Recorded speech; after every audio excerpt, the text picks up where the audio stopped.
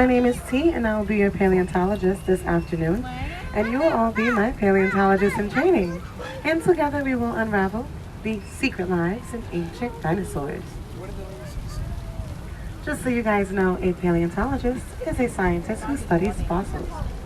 And it is important to note that the dinos that we will be seeing did not live in the same time or part of the world, but the ones interacting in each scene lived in the same time and place. So keep your field guides handy so you can keep up with the amazing animals that we are about to see. Dude, it's that big dinosaur.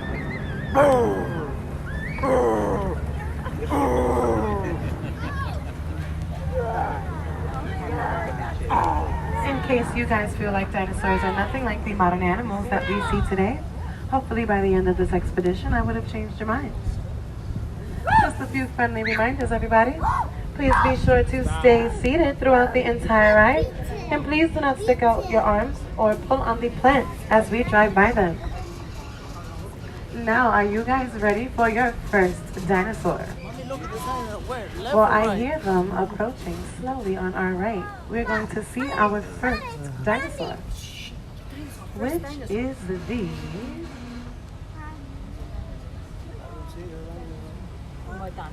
Oh, they put them away. It's supposed to be pink flamingos, guys. I'm so sorry, I didn't realize what time it was. So, it was supposed to be pink flamingos, and it's supposed to be a joke. So, although dinos went extinct 66 million years ago, the ones that did not evolve into birds. So coincidentally, we're passing our birds of prey. In the first cage there are our bald eagles, and their names are Josephine and Napoleon. We have some owls in the middle there as well. Snowy owls are my particular favorite. The ones that we have here are named Elsa and Hedwig. And there are vultures further down the line. We have many different kinds, but they're kind of shy, so they're hard to see. But yes, they are there. Now get ready to think like a real paleontologist, because here we go.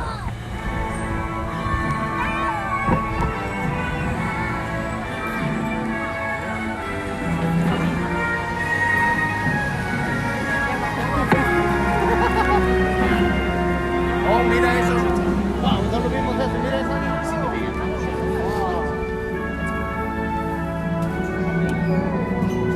Allá, los dientes así.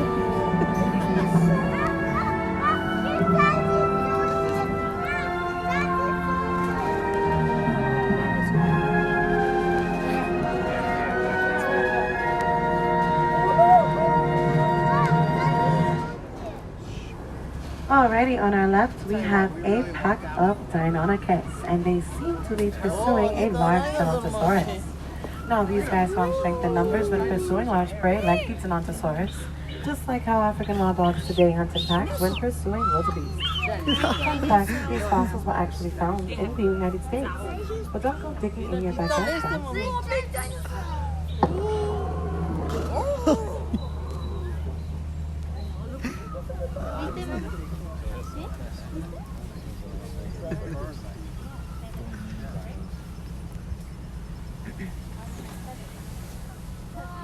Now coming up on our right, we have a Majungasaurus.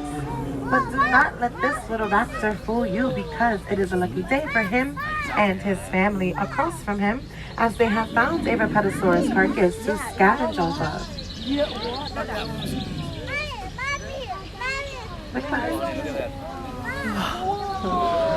Stay seated, guys. Stay seated. Stay seated.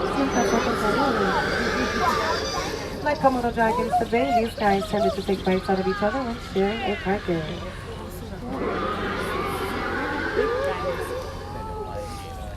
Keep your arms inside, please. But good news for the herbivore lovers in the group, because it seems one large Rapetosaurus has escaped that family of carnivores.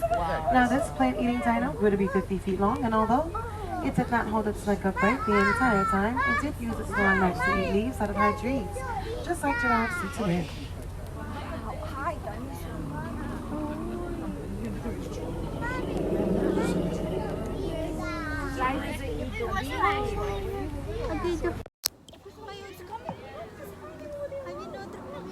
Coming up on our left, we have a herd of adult Pentaceratops. Now these guys look familiar, as they are the relative to the Triceratops, but these guys have 5 horns instead of 3. Like American bison, they would have migrated for fresh food. And yes, everyone, all three dinos that you're seeing today were built to scale, so they were actually scale.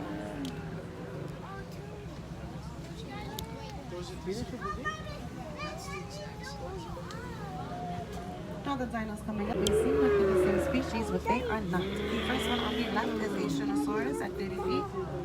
On the right, we have a Dinosaurus at 45 feet. And the largest amongst the three is the Omegasaurus, which was a whopping 60 feet long. Now this reminds us of the African plains where zebras, gazelles, and giraffes are able to coexist because they eat different plants at different rates. Please stay seated. Stay right there if you want to stay there. This is the best spot to take pictures, so if you want to stay there, that's fine. Okay, all right. Now, if you listen closely, you can hear the calls of two Parasaurolopids. Scientists believe with the crest on their heads, it was used to amplify their calls, sounding similar to elephants and whales. In little deep tones, a friend of mine say they sound like Chewbacca. They use these calls to call each other, scare off danger, and attract mates.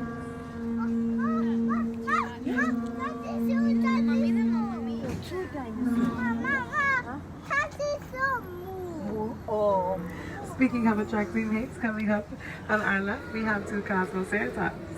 Scientists believe with the horns on their heads, it was used to attract each other as they were not steady enough for defense.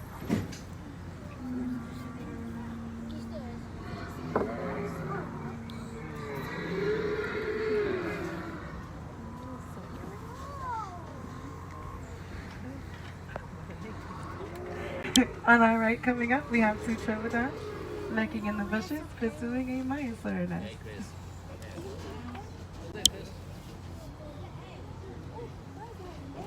If you guys cannot see, you can stand up now to see the little babies hatching from the eggs and out of the nest.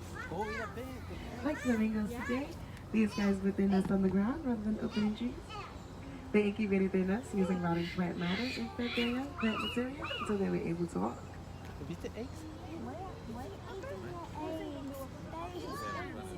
Ajá, ese quiere comer su egg. Luckily for those guys, the mother's on guard, so there'll be no little egg McMuffins for those Trovodon today.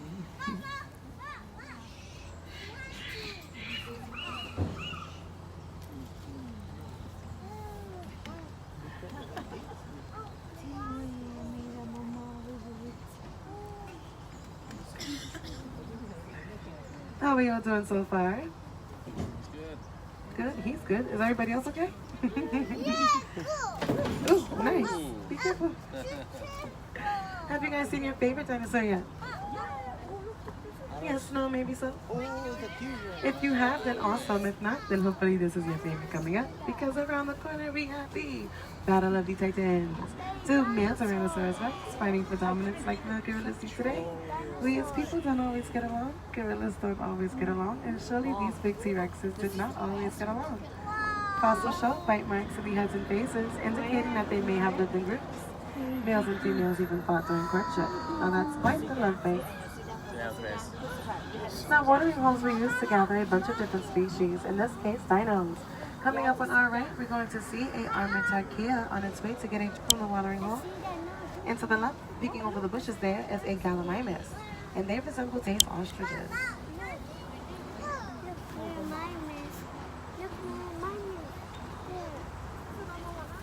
Oh, okay.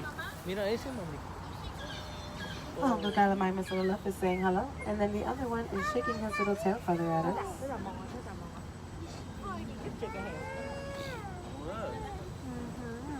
Further up even more, we have two pterosaurs hunting for fish near the water. Now, did you know pterosaurs are not actually dinosaurs? They're prehistoric flying reptiles. Now, gatherings around the watering holes were not always harmonious. Fossil evidence shows violent encounters between dinosaurs, such as the Allosaurus and the Stegosaurus. Now, the Allosaurus is the one with the teeth, and the Stegosaurus is the one with these spikes. Now, what do you think of the battle between the two? My guess is the Stegosaurus, although it is a herbivore. It has spikes along its back and tail for defense. Now we've been learning about land dinosaurs this entire time, but danger lurks in the waters as well. Now we do see modern animals such as ducks, geese, and sometimes even cranes. Watch out for the Spinosaurus.